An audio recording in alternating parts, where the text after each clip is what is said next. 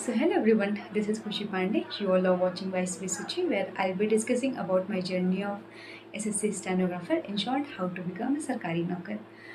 So आज हम बच्चों के मोस्ट ट्रबल टॉपिक के बारे में बात करेंगे. That is comprehension section, which includes reading comprehension, parajumbles and cloze tests. हम यहाँ पे इसके बारे में एलैबोरेटली बात करेंगे, लेकिन उससे पहले मैं आपको जो आपकी जो दो मोस्ट आस्क्ड क्वेश्चंस होते हैं कि मतलब सारे ही बच्चों के होते हैं, पहले उसके बारे में बात करेंगे.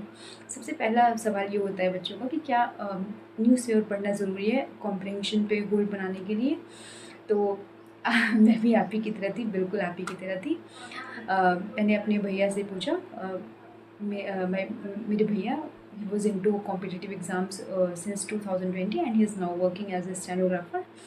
तो मैंने उनसे पूछा कि भैया क्या न्यूज़ मतलब क्या करना चाहिए कॉम्प्रहेंशन को डेवलप मतलब उस पर अंडरस्टैंडिंग डेवलप करने के लिए. तो उन्होंने मुझे तुरंत सजेस्ट किया that I should go for newspaper. और मुझे मतलब न्यूज़पेपर मैं ऐसा ना कि मैं कोविड की स्टूडेंट हूँ, मैं बहुत ज़्यादा कॉन्सेंट्रेट होकर किताबें विताबें में ध्यान दे नहीं पाती हूँ. तो मुझे बहुत बर्डन फील हो रहा था इसके बाद कि मतलब मैं कैसे करूँगी. तो वहाँ पे मैंने दिमाग लगाया कि जब मेरा सोल पर्पस है कॉम्प्रहेंशन पे होल्ड करना ही, तो क्यों ना मैं डायरेक्ट क्वेश्चंस को ही सॉल्व करूँ. इसीलिए मैंने वहाँ से ही मतलब 2023 से ही मैंने क्वेश्चन जो PYQs होते हैं वो सॉल्व करना स्टार्ट कर दिया था. और रानी मैम के मतलब यूट्यूब पे काफ़ी सारी फ्री वीडियोज़ हैं. एक तरुण ग्रोवर सर हैं, उनका भी कॉम्प्रहेंशन बहुत अच्छा है. तो मैंने उनसे मतलब वीडियोज़ देख देख के खुद से ही करना स्टार्ट कर दिया. एंड मतलब मेरी कॉम्प्रहेंशन अच्छी हो गई है अब. मैं आपको बता दूँ दैट इस वाली जो CGL का एग्ज़ाम हुआ था, I have scored 47.5 in English, which is I think good. और मेरे CGL में 50 में से 50 आए थे. लेकिन मैं आपको अभी उसका स्क्रीनशॉट नहीं दे सकती क्योंकि वो खो चुका है. मैं झूठ नहीं बोल रही हूँ बिल्कुल भी. मेरे पास होता तो मैं ज़रूर देती. और स्टेनो का तो मैंने आपको बताया that I have scored 93 marks.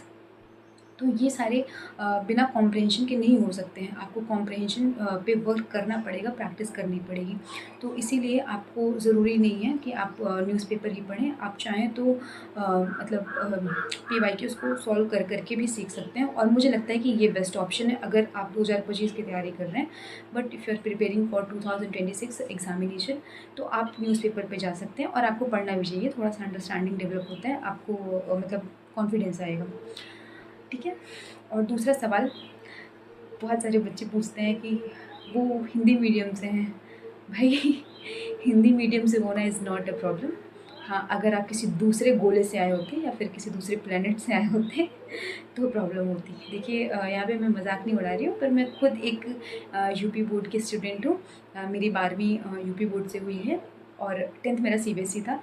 लेकिन समझ लीजिए कि ऐसा CBSE बोर्ड था कि जहाँ पे हम बच्चों के अंदर इतनी पोटेंशियल थी कि हम अपने मास्टर को भी अवधि बोलना सिखा चुके थे. मतलब कि वहाँ पे इंग्लिश बस एज अ फॉर्मेलिटी यूज़ होती थी और असेंबली मॉर्निंग असेंबली में ही यूज़ होती थी. तो कोई ज़रूरी नहीं है कि आपको मतलब CBSE बोर्ड का होना पड़ेगा या फिर कोई मतलब इंग्लिश स्पीकिंग स्टेट से होना पड़ेगा. नहीं, ऐसा नहीं है. आपको कोई भी आप पढ़ना, मेहनत सबको ही करना है. आप कहीं से भी बिलोंग करते हैं. तो ज़्यादा बकवास ना करते हुए वीडियो को स्टार्ट करते हैं. ठीक है. सो पहले हम तीनों जो RC हैं, रीडिंग कॉम्प्रहेंशन, पैराजम्बल्स और क्लोस्टेस, इसके बारे में हम अलग अलग बात करेंगे.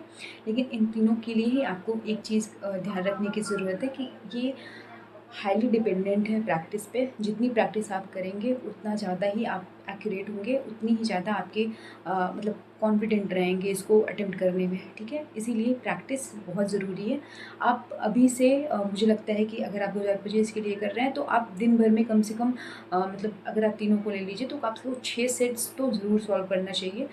ये मैं मिनिमम बता रही हूँ, मॉक वॉक छोड़ के. मॉक वो आपका अलग है, लेकिन अगर आपको रीडिंग कॉम्प्रहेंशन में दिक्कत आ रही है तो आपको ये करना चाहिए. तो सबसे पहले हम रीडिंग कॉम्प्रहेंशन से स्टार्ट करते हैं. देखिए मोस्टली बच्चों का ये अप्रोच होता है कि जब वो पैरा देखते हैं तो वो सबसे पहले पैरा को पढ़ना स्टार्ट कर देते हैं. But I think it is wrong way. और आपका टाइम वेस्ट कर रहे हैं क्योंकि एग्ज़ाम में आपको टाइम बचाना बहुत ज़रूरी होता है. टाइम बहुत कम होता है SSC में. तो आप सबसे पहले क्या कीजिए कि मतलब क्वेश्चन को पैरा पढ़ने से पहले आप क्वेश्चंस को एक बार देख लीजिए और क्वेश्चंस में जो की पॉइंट्स हैं उसको आप नोट डाउन करते हुए चलिए। बहुत सारे बच्चे होते हैं जो क्वेश्चन पढ़ते तो हैं पर नोट डाउन नहीं करते, लेकिन उससे उनको बहुत ज़्यादा ऐसे इधर उधर जाना पड़ता है, प्रॉब्लम होती है उससे। इसीलिए आप थोड़ा सा स्मार्ट वर्क करके उसके जो कीवर्ड्स हैं उसको आप नोट डाउन करते हुए चलिए। अब आपने कीवर्ड्स नोट डाउन कर लिए, अब आप जाइए पैरा पे।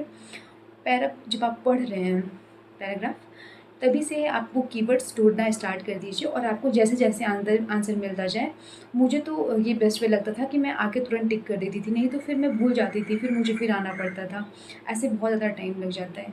इसीलिए थोड़ा स्मार्ट वर्क करिए और जब आपको आंसर मिल जाए तो तुरंत तुरंत टिक करते हुए चलिए। ट्रस्ट मी, ये बहुत अच्छा मेथड है। आप इसको करके देखिए, आपको फ़र्क समझ में आएगा। पहले कीवर्ड्स देखिए, उसके बाद मतलब क्वेश्चन पढ़ने के बाद ही वो कॉम्प्रिहेंशन पढ़ना स्टार्ट कीजिए, ठीक है।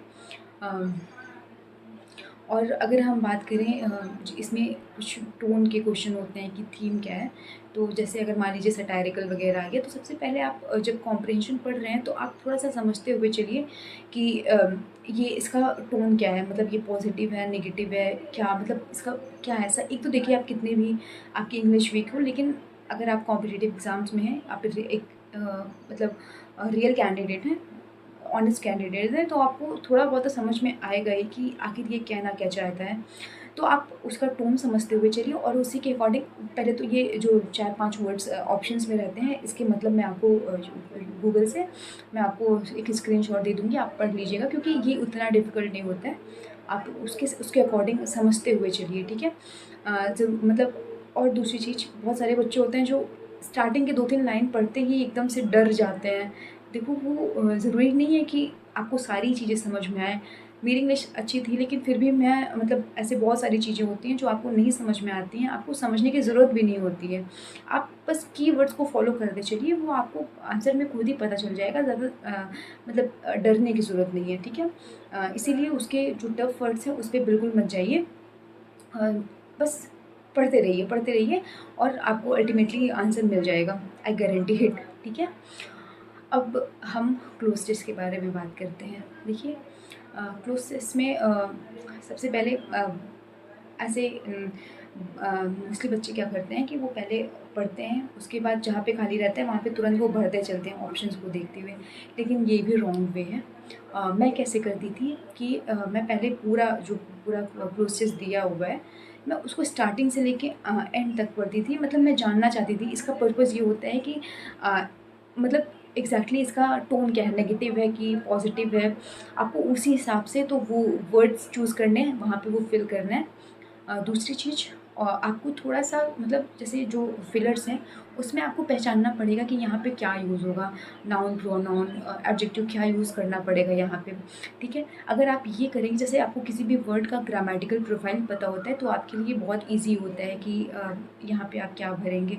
थोड़ा समझते हुए चलिए कि भरना क्या है। देखिए, ये कोई एक दिन का प्रोसेस नहीं है। अगर कोई आपसे कह दे रहा है कि मैं आपको 2 दिन में प्रो बना दूँगा, तो ट्रस्ट मी, वो आपको डिसीव कर रहा है, वो आपको बिल्कुल भी कहीं नहीं पहुँचाएगा, बस आपको परेशान करेगा। ये पूरा मिला के मतलब मानिए कि अगर आप अभी शुरू कर रहे हैं, तो जस्ट आपको 20 से 25 दिन, 1 महीने तो लग ही जाएँगे। ये मैं कम से कम बोल रही हूँ, ये हाईली प्रैक्टिस पे ही डिपेंडेंट है। तो पहले क्लोज़ टेस्ट पढ़िए, बिना किसी, आपको कुछ ना समझ में आ रहा हो फिर भी पढ़िए। ऑप्शंस को अभी मत देखिए आप, बस पढ़ते रहिए, पढ़ के जब लास्ट में आ जाएँ, एक बार फिर से स्टार्ट कीजिए। जब आप पहला पढ़ रहे हैं तो ऑप्शंस पे आइए, उसका ग्रामेटिकल प्रोफाइल देखिए कि यहाँ पे एक्चुअली ये चाहता क्या है।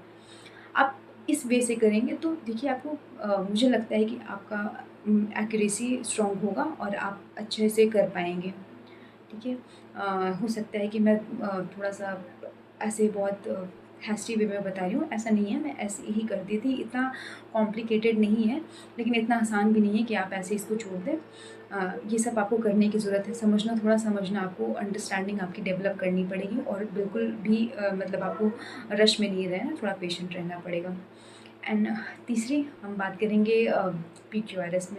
ये मेरा फ़ेवरेट सेक्शन था, मुझे बहुत अच्छा लगता था पीक्यूआरएस सॉल्व करना। कभी हालाँकि हमारा ये एग्ज़ाम में जो 2024 का हुआ था एसएससी स्टेनोग्राफ़र का, ये तो बहुत टफ भी नहीं था, मतलब ठीक था। मैं तो मतलब बहुत हाई लेवल का प्रैक्टिस करके गई थी। रानी मैम का जो मतलब उन्होंने एक कराया भी है जो टफेस्ट वाला होता है, वो मैं मतलब मोस्टली वही करती थी। तो इसके लिए सबसे पहले बेस्ट वे है ऑप्शन एलिमिनेशन। आप तीनों में ही ऑप्शन एलिमिनेशन का यूज़ करिए। Option elimination is the best technique for maintaining accuracy.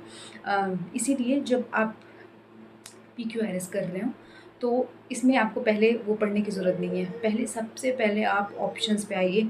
4 options दिए हुए हैं, चारों का देखिए कि फर्स्ट क्या है, सेकंड क्या है, थर्ड क्या है, फोर्थ क्या है, ठीक है।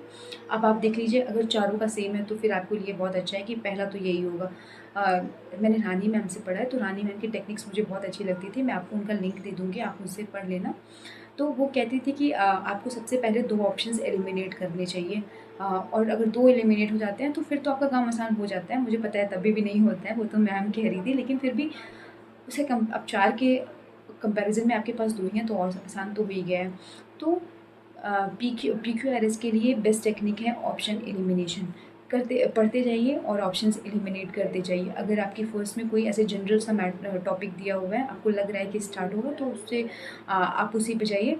मतलब और भी बहुत बारीक चीज़ें हैं जो मैं PQRS के लिए आपको एक अलग सा वीडियो बना के दूँगी, जैसे मैं करती थी, ठीक है? आप इतना करिए। और मुझे लगता है कि कॉम्प्रिहेंशन के लिए मैं यहाँ पे आपको 2 टीचर्स सजेस्ट कर सकती हूँ। एक अमन सर है, इंग्लिश विद अमन सर है, उनका भी मैंने देखा था। लास्ट में मैंने देखना बहुत 2-3 टीचर्स को मैंने फॉलो करना स्टार्ट कर दिया था, तरुण ग्रोवर और रानी मैम। रानी मैम को तो मैंने मतलब लास्ट ईयर से ही मैं फॉलो करती आ रही हूँ। तो मैं आपको इन सब का लिंक दे दूँगी, ठीक है? अच्छे से प्रैक्टिस कीजिए और ये किसी के बहकावे में मत आइए कि मैं आपको 2 दिन में एकदम मतलब ज़ीरो टू हीरो बना दूँगा, ऐसा कुछ नहीं होता है। प्रैक्टिस चाहिए होता है आपको।